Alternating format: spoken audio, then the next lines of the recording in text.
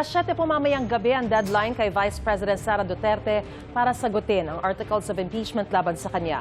Sabi ng isa sa mga abogado ng bise, hindi patiyak kung pupunta ba sila sa Senado para magsumite o ipadadala na lang via email ang kanilang sagot. May unang balita si Jonathan Andal. Handa na ang ipapasang sagot ng defense team sa articles of impeachment laban kay Vice President Sara Duterte. Ayon sa isa sa mga abogado ng bise na si Atty. Michael Poa, magpapasa sila ng sagot sa mismong deadline ng Senado na impeachment court.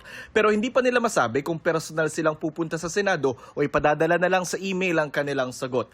Sa media advisory ng Senado mula alas 8 ng umaga hanggang alas 7 ng gabi, hihintayin ang sagot ng bise, kaya mas maghihigpit ng seguridad sa Senado. Sa gitna nito, itinanggi ni Senate President Alan P. Cayetano na tungkol sa impeachment trial ang panukalang payagan ng mga senador na makilahok at bumoto online.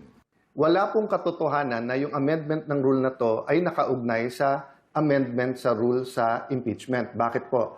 Unang-una, inadapt na po namin yung rule sa impeachment. Pag binago namin yun, ipapublish pa, tatagal pa po yun. Sa July 6, sisimula ng paglilitis kay Duterte. Para matiyak ang seguridad sa Senado, oras na magsimula ng impeachment trial, nakikipag-ugnayan ng NCRPO o National Capital Region Police Office sa USAA o Office of the Sergeant at Arms. Regarding po dun sa paglalagay natin ng barrier, magdidepende po yan sa magiging koordinasyon po natin sa loob ng Senado. Sa ngayon po, ang nilalagay na lang po natin is yung ating mga personnel na para ma-ensure po na kahit na may mga dumadating po or may mga ralista na nagkakatipon-tipon, ay maayos pa rin po yung flow ng traffic sa paligid po ng Senate. Para sa unang balita, Jonathan Andal, GMA News.